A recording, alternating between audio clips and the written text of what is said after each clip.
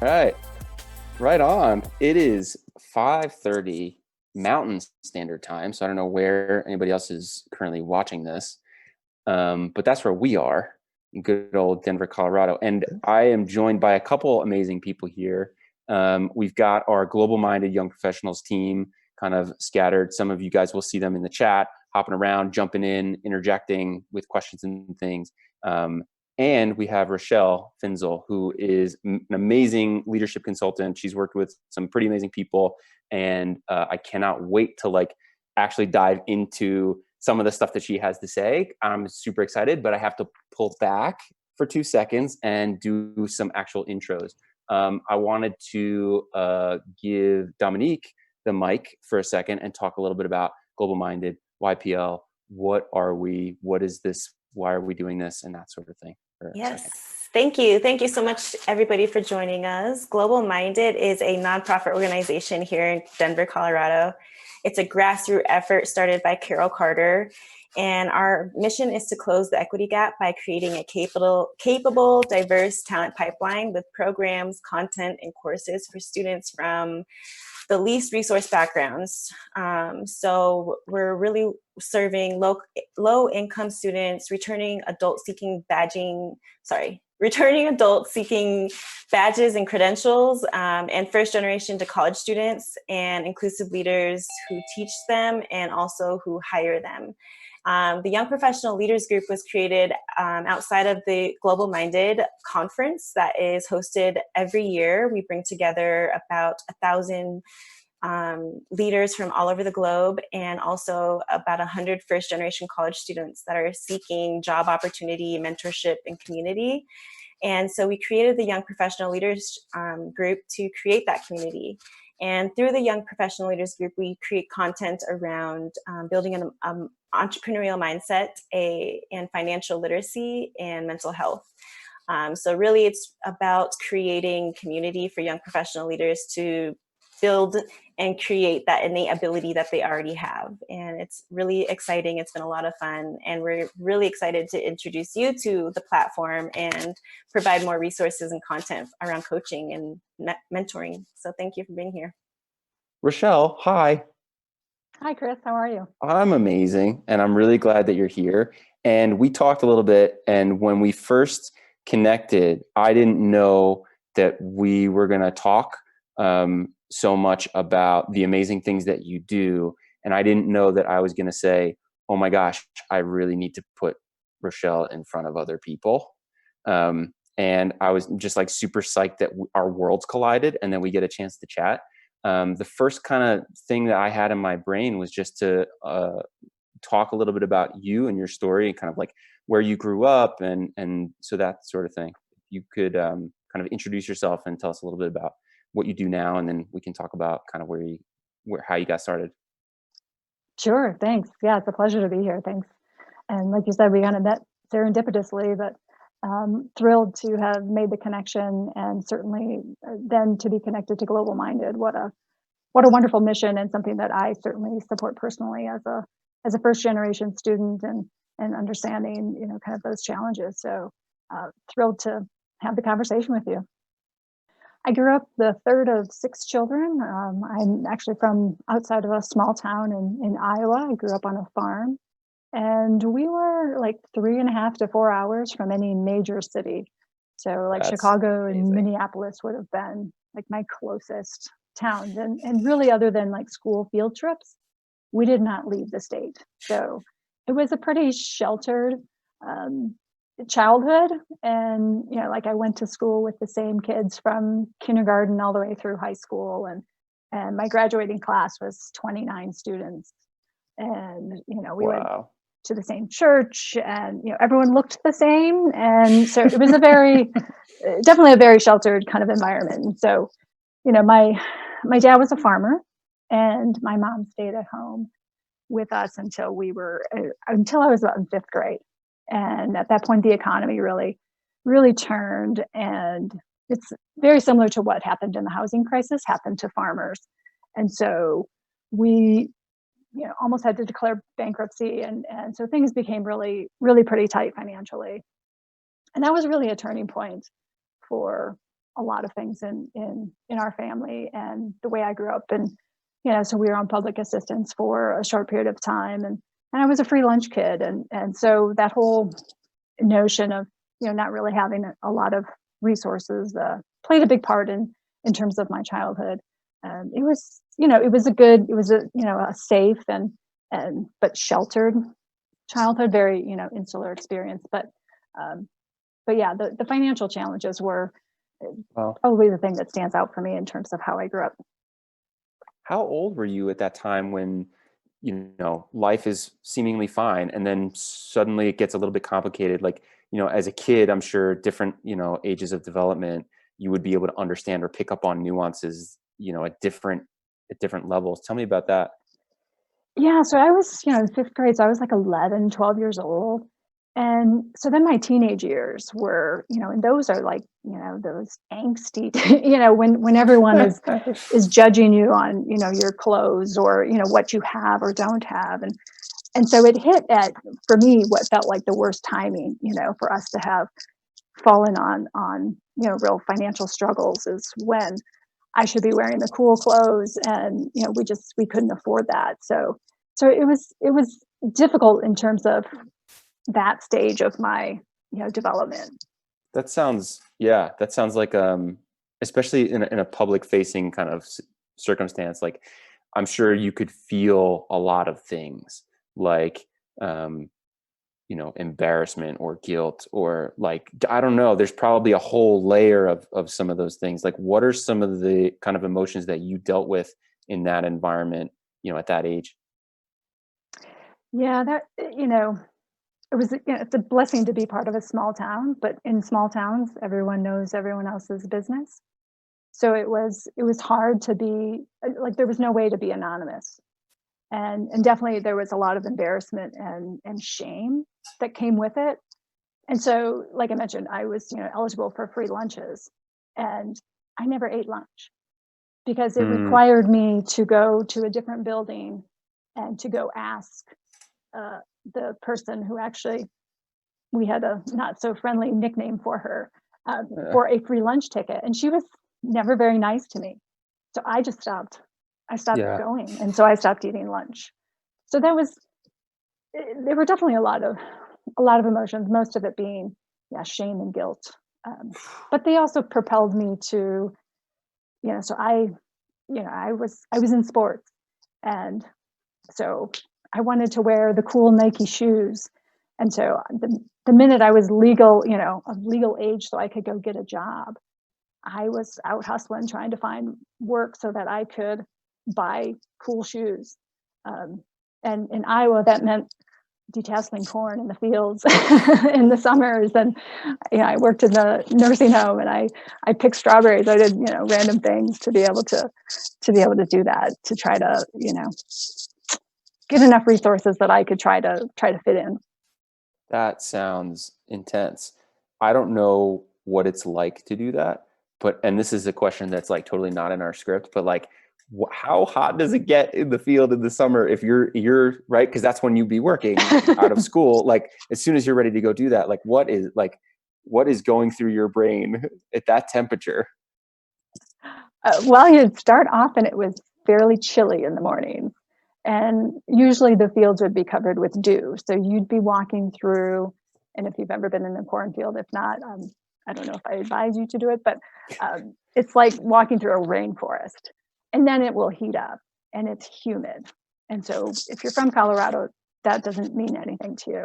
But if you're from anywhere else in the country, the Midwest, Northeast, when it's humid, it's just sweltering. Like, you just sweat.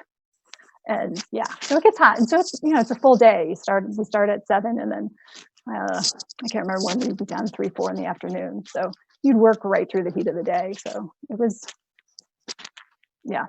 But we would That's walk along and talk to our friends. So it was like the coolest job, though, to have. I love that. I'm from Pennsylvania. I don't know where everybody else is from, but like, we grow a lot of corn in Pennsylvania.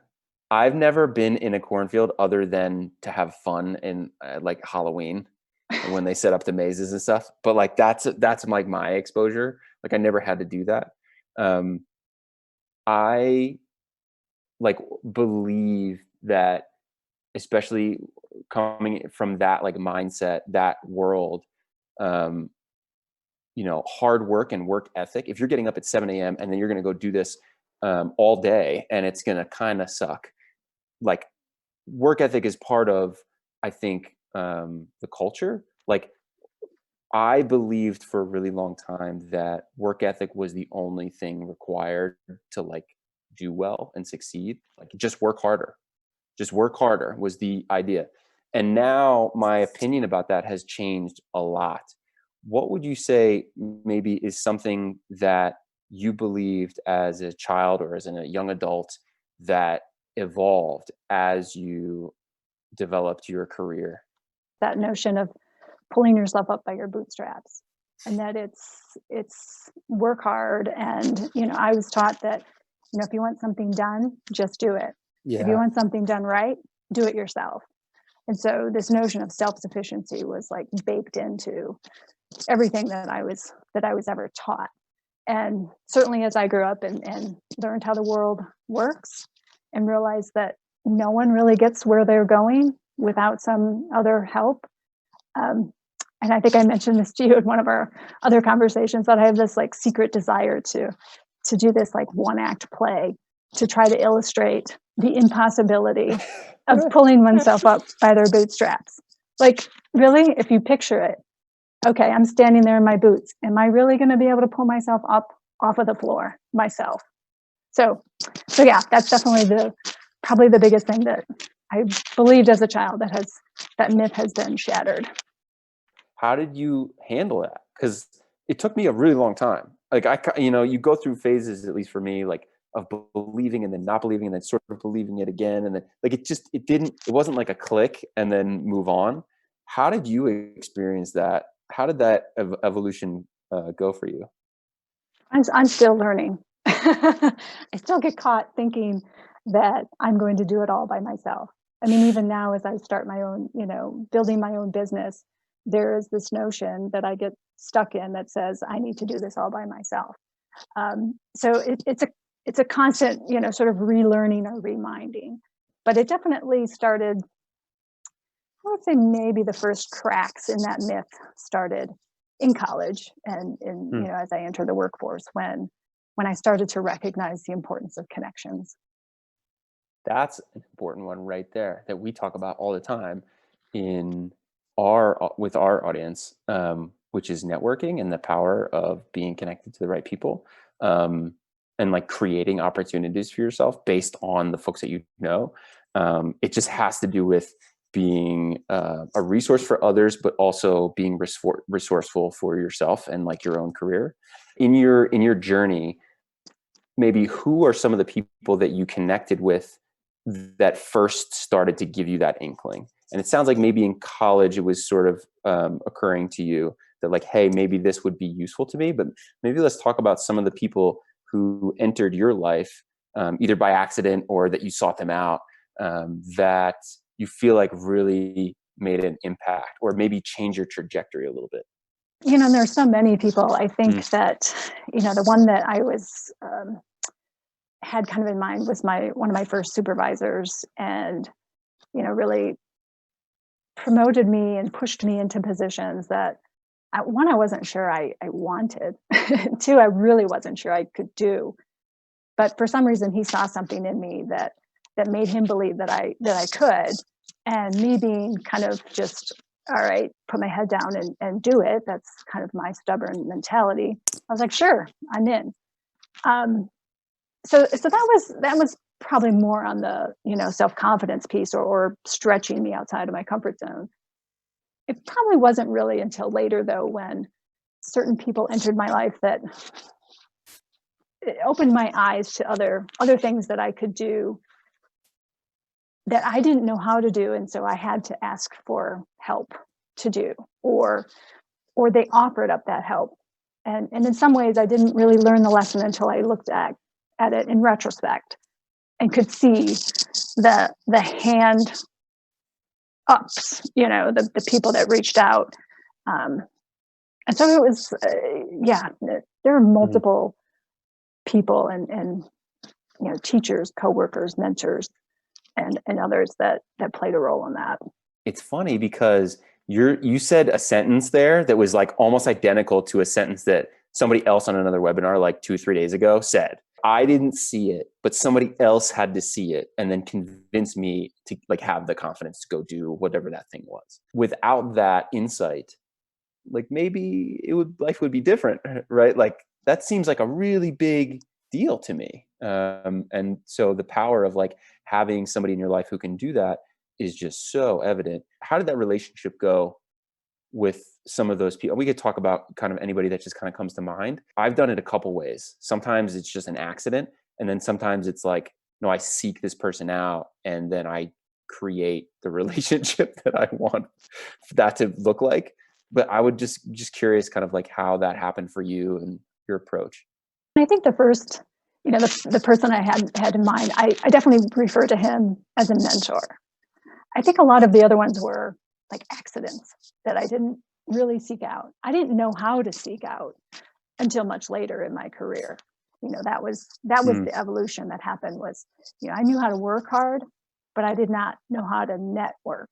And so that was a big difference. And so once I caught on to that, then I started to seek out people like that who could open doors, or if there was something that I thought maybe I wanted to do, to be able to just talk to them like, hey, what would it take, and can I do this?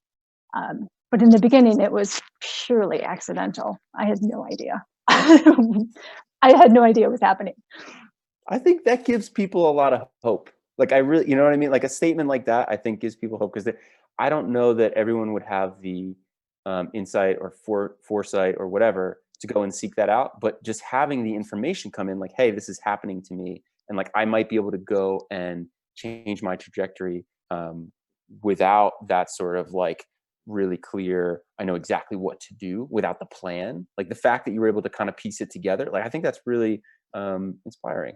And also, thank you for that really nice little soundbite that you just gave us. I knew how to work hard, but I did not know how to network. I don't know if anybody else caught that. I know Jonathan's smiling. Would you have any kind of like advice or suggestions for people that might be in that happening stage where it's just kind of happening by accident, and like how can they maybe accelerate that, or what are some things that you think maybe they should kind of look for or key in on when they're kind of stumbling across these different people kind of in their path? The thing that changed for me is that instead of me being sort of the passive recipient of other people's advice or attention, was that I started to look for people that I wanted to connect with, the people that I admired or respected, and tried to find a way to make that connection. The advice would be, look around, and is there someone that's doing something that you want to do, or maybe you're just curious about it? Because a lot of it too is, you don't know what you don't know. So, some of it is just kind of feeling your way out. But one is to, identify some of those people you'd like to get to know, and you'd love to hear their story. Two, kind of going in with that sort of curious mindset. And three, don't be intimidated by anyone. Everyone puts their pants on the same way, and they do the same things. So don't let titles and other fancy stuff intimidate you. As a minority woman in corporate America, based on my own experiences, I felt like I had to do things on my own, and it was really hard for me to seek that mentorship and be vulnerable and seek that authentic community within the workspace and college. And it took a lot to just understand myself and my own experiences and how that was shaping my reality. Yeah, absolutely. Especially when you don't feel like you fit, it does make it doubly hard to try to reach out and make those connections. So I appreciate you saying that, Dominique. Being a minority woman in not only corporate America, but being an entrepreneur, being an entrepreneur is something that is rare in my culture and in my community. It has brought a lot of challenges, but I agree that networking is what has brought me the opportunities. and without any doubt, like, I think that's why we're all here right now. So Edith, I'm curious then how you were able to, find that courage to go network and do something that perhaps is not expected of you. That's a really good question. I think more than anything was my curiosity and seeing, how does this work? How does this work? Each individual person, I'm in the financial industry, so money is money, but it all has a different meaning for each one of us. And just even the way that we grew up seeing money. In my case, middle America, child of immigrants, and so it's just different. Different, some sort of like mindset, like scarcity or abundance, and yeah, more than anything is just like curiosity, like, okay, getting out of my comfort zone and being vulnerable, but also having that empathy to relate to someone that makes $10 million to someone that only makes $20,000. That's wonderful, and kudos to you for what you've been able to do, and that you can bridge those gaps between millionaires and not so millionaires. So that's wonderful. I think you have a lot to teach others. Definitely, that's my burn. That's my why. That was awesome. I'm so pumped, Edith. That was so cool. You're so generous to share that story and perspective. Like, thank you for just jumping in. Of course, we have our agenda of like stuff we want to make sure that we talk about. But I think the most important thing is that you guys get the questions answered that you want to have them answered. We talked a little bit about growing up with the mindset. We talked a little bit about the people that played roles in your development. We talked a little bit about finance, mental health, all these things. And I'm curious, with some of the lessons learned, what is something that you would tell yourself, young Rochelle, like just getting into your career, just brand new, first mission is Nike shoes, like brand new Rochelle to the workforce. Like, what would you tell that girl?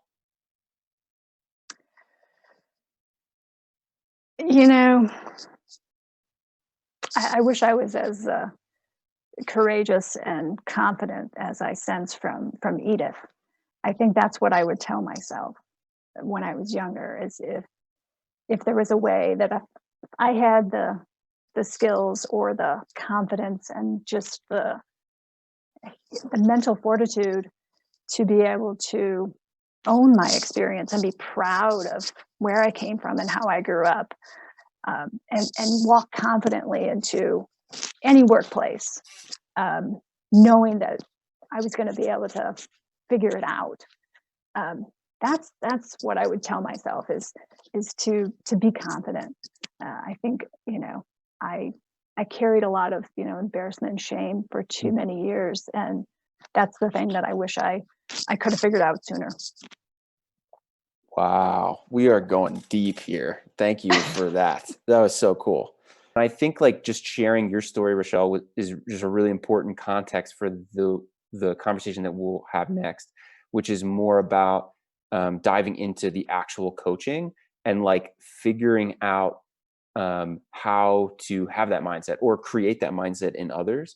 So if you're comfortable with it, would love to just give you the mic and we can talk through some of those questions that you would ask others. And we have a whole bunch of us here who are just ready to be guinea pigs in this live coaching session. And Edith, feel free to jump in, as needed, as you wish. This is kind of like an open format here. So Rochelle, with that, I would love to give you the mic and we can kind of dive into the details of what this actually looks like. Sure. Great. It's interesting when we were talking before about, mentors showing up and not knowing what we don't know, and then people kind of showing you or giving you a different perspective. And that's really what coaching is all about, is to be able to really help people kind of remove whatever blinders or perceived or real barriers could be keeping them from their goals. And And I think given how slow of a learner I was, it took me a while to be able to remove my own blinders. Yeah. It's been something that I've tried to approach in all of my managerial and leadership positions, is this notion of coaching and helping people that work with me and for me and around me to be their best. And so that's kind of what drew me to coaching. And so really that's the nature of coaching, is that it's different than mentoring. We've talked about mentors, and mentors often lend their expertise and kind of help you go down a path that you're hoping to go to. They've been there, done that kind of thing. Whereas coaching takes a whole different kind of approach, which is you have the answers here inside yourself, and coaching is there to try to expose kind of a bigger truth and to remove those barriers, help you identify what any potential obstacles are, and then how to get around them so that you're moving forward and making progress. So that's essentially what coaching is. And there's a role for mentors, and there's a role for consultants and everything else. And believe me, I have I'm a self-help advice junkie. I've probably read every single book there is. But what I do appreciate about the coaching approach is that it is different. It allows you to kind of explore your own passions and where you want to go. So I would love to be able to just kind of throw out some questions to people who may be listening, and see if they can draw some new insights and be able to identify something there that maybe wasn't there before. So that's kind of what I was hoping to do. If we can spend a few minutes, and if people are up for that. Cool. That sounds awesome. I think people are going to get a ton of value from hearing some of the questions that you actually use in these kinds of engagements. I'm really glad that you pointed out the difference between a mentor and a coach, because I feel like I've kind of played different, like a weird, back and forth kind of role with that. But the way that you outlined it really makes the difference clear and like the value clear. So I'm also a person that I feel like a lot of advice is, hey, here's the 8 numbers I used to win the lottery. And like that kind of approach is just so different from your approach of like asking questions and driving into unique personal issues, like personalized issues. I shouldn't say personal issues. I think you guys all know what I actually mean. But like no one else knows this. But when Rochelle and I were on our first call, kind of prepping for this, like we kind of did like a demo, and within like 4 questions, she just drilled down into like some really important stuff for me. And I walked away from that, like, I don't know, 20-minute phone call being like, oh my gosh. So I'm going to stop talking, and I'm going to let Rochelle kind of ask some questions that I think you guys are going to love and are going to be really powerful and you can take home with you. And at the end of this, if you stick around, we will give away some time with Rochelle, and that's pretty cool. All right. So I want to, just give everyone kind of a taste of what, coaching is. And as we've been saying, that it's not about telling you what to do. And, but it's about allowing you to come up with perhaps some new answers.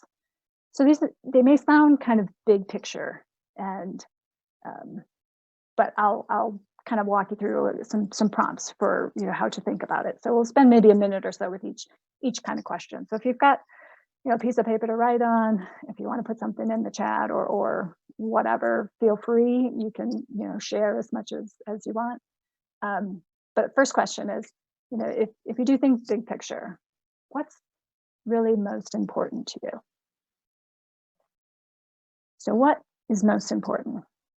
And there are no right or wrong answers, and I will let you define kind of what that means. But like, what gets you most excited? And what do you care about? How do people know that that's what you care about? So again, just kind of thinking about, what's what's top of the mind for you? What's the most important thing for you right now? And jot down a word or two, or a sentence, a manifesto, your goal statement. All right. So the next thing I want you to think about is, what does success look like? So what will that look like for you?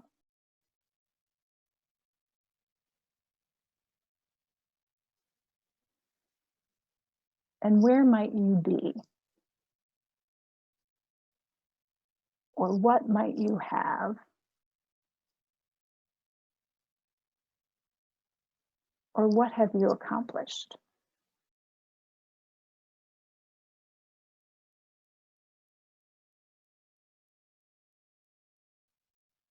So again, you can write it down, or just even to just picture yourself. You know, if you want to just kind of close your eyes and imagine, this is me when I'm successful. And this is what it looks like. And you can be as detailed as you want. But just go there. Imagine. Because oftentimes just even visualizing and really thinking about where you're going is important. And there are some people who create little visual boards. You know, they collect pictures of people they admire and what they want to be, and you know, put that up. Doing some things in the chat. Wonderful. So now that you have a sense of kind of what success looks like, so you've got that visual of where you're at and what you're doing or what you have done, and now let's think realistically of what might get in the way. So what might keep you from achieving that, from getting to that point where your picture of success, what might prevent that from happening? For me, it's me. I don't know about anybody else, but I just want to drop that one down just in case no one else was thinking about it. Yes, often we are our own worst enemies, right? Definitely. But the other thing to keep in mind, at least I know for me, sometimes my little monkey mind can create problems where problems don't exist. So if you're thinking about what might get in the way, try to qualify that with, how likely is that to happen? You know, like I remember thinking, oh my gosh, I'm going to be homeless and on the street, and you know, I'm never going to find a job, or anything like that. And you know, probably that wasn't very likely for me. Perhaps there's like a mismatch between your skills and your ambition. Like you have your ambition or your goal, but you don't have the skills to achieve it. That's something I've encountered a few times when I've had a project or a goal I wanted to do. Overestimating yourself, so to speak. Right. Yeah. And how would you overcome that? Well, I've built to overcome that by getting people on board with the idea, finding mentors or people who want to help out, or acquiring the skills myself. But even then, you know, there are just some things that are kind of just out of your reach, which can be very frustrating. But you know, the best you can do is just try to get those skills yourself, or find someone who has those skill sets. But keep in mind on what's realistic versus what you actually want to do, because sometimes they don't always align. I would say for me, lack of clarity really gets in my way of success.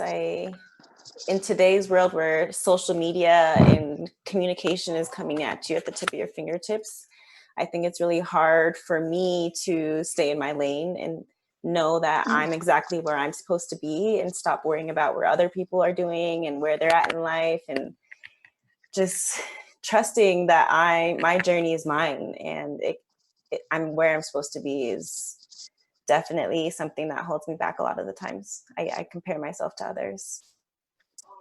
Yeah. So I'm hearing right that whole notion of comparing, and so how do you talk yourself out of that? got off social media because it's unhealthy. I think it's really, really toxic. And honestly, that really helped me. I have to monitor my time online and what I feed my brain with. I do trust myself, but when I start seeing things in the media and on my phone, it really affects me. So I have to monitor the time that I spend online. Absolutely. I totally resonate with that. I'm a strong believer that you are what you eat, watch, read, consume, whatever. Like you are what you input. So I'm also like a paranoid about social. Like I have to delete apps from my phone. Like before Apple had its screen report, like screen time thing, like I was like going into battery settings and I was like, okay, how much time am I spending on this? Cause I was like, this is crazy. I can't live. Like I have stuff to do. This is a distraction and it's not really healthy. It was like wasting energy comparing myself to things or like having thoughts like that. Why do I need that? Like one of the things that I have to remind myself of is I want something different than what other people want. Like I'm trying to make social impact. I'm trying to help people. So like, of course my life doesn't look like that. Of course I'm not on vacation on Instagram 24/7. Like, of course not. Like that would never happen. So like, why am I like mad about like, so I just wanted to like add that little nugget because I feel like a lot of people probably feel that way. I definitely do. And like, I also have to keep myself, regulated with some of those things. Yeah. And that's great that you both like recognize that and take steps to address it. I give you credit for that because a lot of people just get stuck in their ruts and have a hard time cutting off. So I agree. And I actually got off Facebook for almost 4 years, or for 4 years. Like, no Facebook. I had Instagram, I had other LinkedIn and stuff, but like Facebook, it is really hard. I barely got back last week, so it's kind of weird that you were touching into this subject. And it was very hard for me to get back. what was the hardest part, if you don't mind me asking?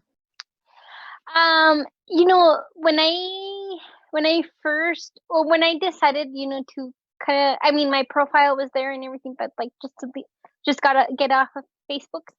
I was going through a lot of personal things, like my grandma that year died, and then I was in a relationship and long distance relationship, so that was my my motivation, so getting back to it, it was like, oh, life kept going on, and it's kind of like, kind of doing it in retrospect. Like, where was I at back then, and where am I now? Sorry, I know I got a little too personal. No, that's great. And yeah, I'd be curious for all three of you that have mentioned kind of cutting back. Like, how did that impact your life? What difference did it make? To me, it gave me a lot of clarity, and that I seeked back then, and by what's really important, especially in relationships, on that, having one-on-ones, like being able to network. That's when I actually started networking, and not just having friends on social media. And not all your friends, or not all the people that you have on social media are truly friends. You know what I mean? So having that more one-on-one. I've learned to become more vulnerable because on social media, you can be anybody you want, you don't have to be the person you actually are. And so when you build that connection one-on-one with somebody, you actually have to be vulnerable and be yourself. And I find so much joy in being myself. It feels so good. Like, I don't want to go back online and feel like I have to be somebody that I'm not. And so I feel a lot of peace. I feel a lot of clarity. And I feel like I've built a lot of deep connections with people that I would not have online. Great. Wow. Powerful. And one thing I just want to throw in real quick, I know this wasn't mentioned, I notice a lot of people, me included, just have trouble making that first step of action. Like we have big plans, but we never take that first step, which is always the hardest. And even when you take that first step, you also realize just how much work it'll take to accomplish a goal. And that's where a lot of people fall off as well. So taking that first step and really realizing how much work it takes to achieve something is something I struggle with at times too. I'm so glad you mentioned that. I mean, that's actually kind of where we're going to go. So if you don't mind, I know we're probably getting shorter on time, so I'm going to move to the next question, because it is oftentimes the barriers that people can talk about more than, the more positive aspects. So it's interesting that, we got a lot of conversation around what might get in the way. And so I'm going to flip it over then to the other side in terms of then what resources would you need to overcome that? And so thinking in terms of how you can use other people, or thinking outside of what you can't do to what you can do, and who and what may be there to help you along the way. And so just in terms of, and some of you have already done that, you've identified some of your barriers and have taken steps to go around that, to work around the, that comparison trap that oftentimes happens when we're on social media. So just in terms of thinking again, in terms of what, how could you work around that, and what resources would you need to be able to really do that? You know what's funny? One of the first things that pops up for me is networking, right? Like one of the first thoughts that I have is, if I'm trying to do something and maybe I haven't done it before, or if it seems so far away and impossible, like one of the first things that comes into my head is like, cool, let me go find somebody who's already done this. Like chances are like somebody, or they've gotten close, or they're, they could just be directionally aligned. And so just figuring that out is just one of the first thoughts. But to Jesse's point, like, which I think is a really good point, like that first step of like, it's so easy to just be like, oh, it's too hard, or they won't get back to me, or who am I? They don't care, like, or just insert infinite list of, that little devil on the shoulder that's just like, hey, like telling you, what you don't really need to hear. What's getting in the way for me, kind of like everyone else was mentioning too, is just that, myself seeking comfort, seeking the easy way sometimes versus what I know is this is the harder path, but I know in the end this is going to be more rewarding, and I'm a little worried sometimes I slip into that, seeking comfort and the status quo and getting by easier. And so when you ask, well, what resources do you need to overcome that? I think, like Chris was saying, the coach, networking, coaching, someone like you, someone to help me. And I really think it was interesting and insightful too, how you were, making this differentiation between having a mentor and actually having a coach. A lot of times those mentors show you the path or show you kind of how they did it or the way that you can do it. And then, a coach, like you were saying, is someone that's more there for accountability, and not accountability in a bad word. A lot of times people use that word in negative, but just keeping you on track. Just real quick, I had a question. As far as your opinion, what do you maybe kind of suggest or recommend? Like, obviously someone can have a lot of mentors, right, in different paths and things that they're looking for. When it comes to the coach aspect, do you recommend like honing in on like having one coach that's helping you through stuff that's a little more, that you put more time into one-on-one, or do you recommend having different coaches for different things, different obstacles that are getting in your way, or different, things you're trying to overcome? That's a good question. A good coach should be able to kind of coach you through whatever might be coming up, and certainly coaches will specialize in certain things.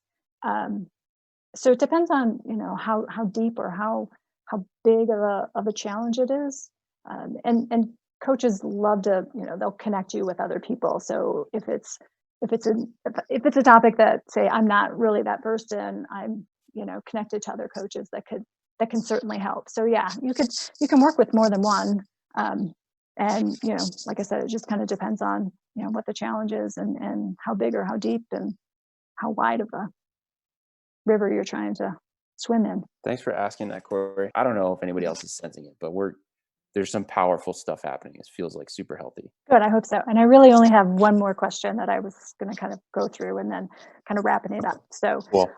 the last question is again, kind of going back to that image of yourself, your successful self. You know, what is possible? Like, how does that impact your life, the life of people around you? Like, just to really think outside of, you know, your own person who has, you know, achieved that success, but then how does that trickle out to those around you? So just kind of think about that for a second in terms of, you know, the broader impact. What does it look like when you're your best person, essentially? It looks like we've got a couple people on Facebook Livestream tuning in. Jonathan, do you want to cover that question? There was a Facebook question from Reginald King, and he was tuning in and said his only question for Rochelle, is there an this is it level in her mind, or does it become a continuous process? He says, is this kind of like a video game in which there are levels before you get to the boss and then you beat the game on to the next, or is this like you start the game over on a harder level? Is there a this is it and you've got to the peak of the mountain, or what kind of iteration in the process do you see? So I'm assuming that the question is more about, you know, right, is there an endpoint, or is this like coaching for life? And right, kind of what levels, and it depends on the issue. Like, there are some people that, you know, I could coach and it's a particular thing where I want to change jobs and I really want to be able to figure out what that looks like and where I want to go. And so that, you know, essentially when that person finds their next job, that's could be the end of the coaching. Certainly there could be something else that comes up. So it depends on what the person is working through, but certainly in terms of levels, it's all driven by the person being coached. And that's, you know, again, sort of the beauty, or what I really appreciate about kind of the coaching approach, is that it's really driven by the person who is seeking the coach, that it's their game they're playing. And so wherever they want to go, the coach is there to help them. And so if that's 25 levels, then, you know, we'll go 25 levels. If it's one, we'll go one. And again, this might speak to the difference of a leader versus a coach in just telling something to someone, or telling someone to think about a certain thing, versus the actual act of visualization and tying it to emotion. Could you kind of maybe just speak on like what you feel like the importance is, or how that helps? Let me see if I understand the question correctly. So are you trying to make a distinction between sort of leading and coaching? Yeah, and just kind of the difference just between someone that's just telling you something versus you yourself visualizing and attaching emotion to that, and how those two can kind of differ. Certainly. And really the biggest thing is, okay, so say, you know, I tell you, all right, you're going to go set up a new financial system, you know, go do it, Corey, go do it. Versus, hey, what do you think what would you like to see a new financial system look like? And you get to design it. There tends to be a little bit more ownership, right? Yeah. How would you feel going into that? So that's, to me, almost like the key difference, is that when it's, you know, it's like my idea then. Yeah. And So it's more impactful for your clients or the people you're coaching when they get to that idea and image and feeling themselves, as opposed to you just being like, okay, here's how, you know, here's something for you to do, kind of. Right. I would say it's more empowering. And leaders can use coaching to be able to bring people together and again, that was kind of my approach when I was managing, you know, staffs of whatever, that I tended to help them, you know, discover their own ideas, because it was a lot easier to have people follow through when they felt like they had skin in the game. In COVID-19 times, I think coaching is really helpful for me, but it also brings up a lot of mental health that, you know, from my childhood, or things that are manifesting in my life as an adult that I never dealt with. So as a coach, how do you know when somebody needs like a counselor as opposed to a coach, and what is the difference, and what would be your suggestion? Great question. Great question.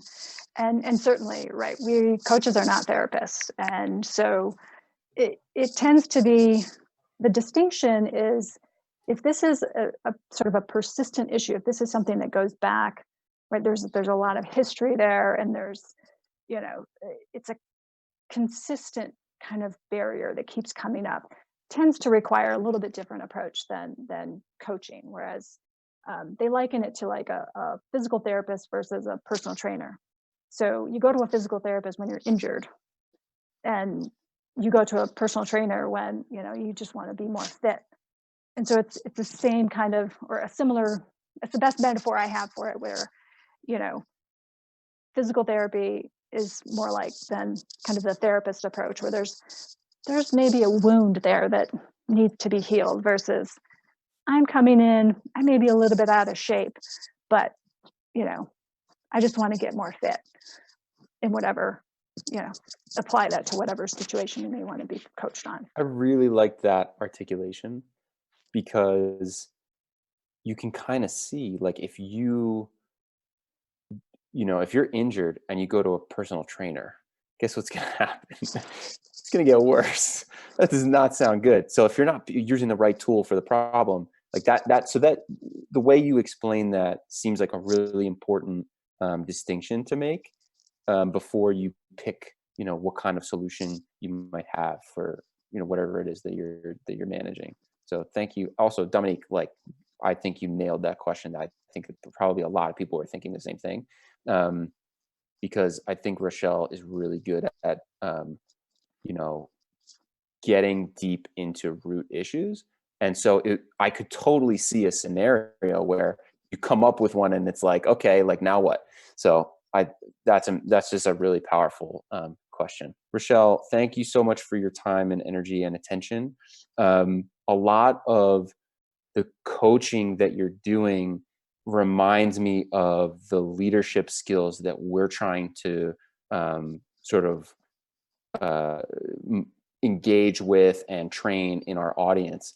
And I would love to ask you how you lead by example, especially when you're working with influential people, CEOs, people with decision-making ability. How do you lead by example for them?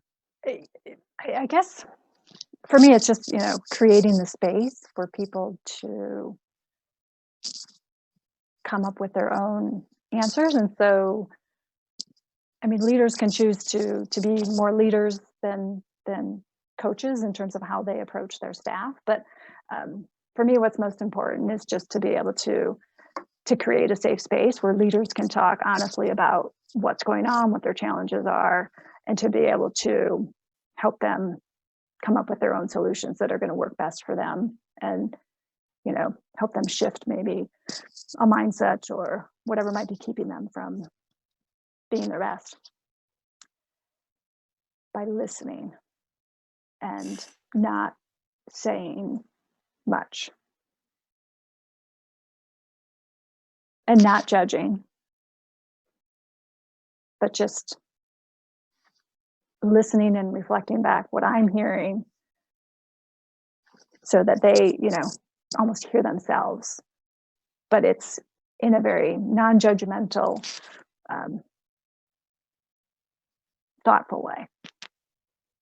That is so what I felt on our conversation, like our Cool. previous That's phone great. call. It's just like, cool, I'm going to say a thing and then I'll get it coming back in a way better, like, bunch of words organized into a way better sentence. And then I have to be able to look at it and be like, ooh. And so giving the permission to do that, but also creating that environment where it feels like, okay, right? And that's where I think, like, Edith nailed this with culture when she was talking about culture earlier, right? Like, and we were talking about it at the beginning of this conversation. We each have our own experiences growing up, and like that shapes some of our mindset and how we approach problems. And so if if you're a person that believes, in something really specifically and intensely, it might be really hard to like ask for help, or it might be really hard to like share your feelings, or it might be hard to like not be perfect. I don't know, like, right. I came from an Italian Catholic family. That's one for me, let me tell you. But without taking up too much time, I just wanted to highlight that and just really point out the expertise in the sentences that you're sharing with all of us in each of those questions that you shared with everyone that they now have. And now that you've asked us, you've given us the questions that we can go ask ourselves, which I think is really powerful. Everyone else that's just tuned in and listening, thank you so much for being here. Edith, thanks for like being brave and raising your hand. That link is still in the chat. So if you guys want a chance to win some time with Rochelle and really dive deep and problem solve and explore some of those thoughts, please go ahead and fill that out. I wouldn't be doing my coaching job if I didn't ask this last one though. Ooh. Which is, so all of those lovely questions and thinking about what success is and what might get in the way and how it's going to impact. So now, what is one little step, and it goes back to what Jesse was saying too, that what is one little step you can take to achieve and to move forward on that? Because coaching is about action. It's not just about talking. So go forth, dream big. And if there's any way I can support anyone, you can find me on LinkedIn if you're, but if you're avoiding social media, I don't know, you can still email me. You can find me in person. We can get together once the social distancing rules relax a little bit. Right. So if you guys didn't catch that, you can find Rochelle on LinkedIn. I think you have a website as well. I think Finzel Consulting. So if you need to catch her and you're not on social media, that would be the other place. Thank you so much for sharing with us. Thank you so much. Thank you. This has been great. Been a pleasure and love being part of it and hope to stay connected with the global minded community.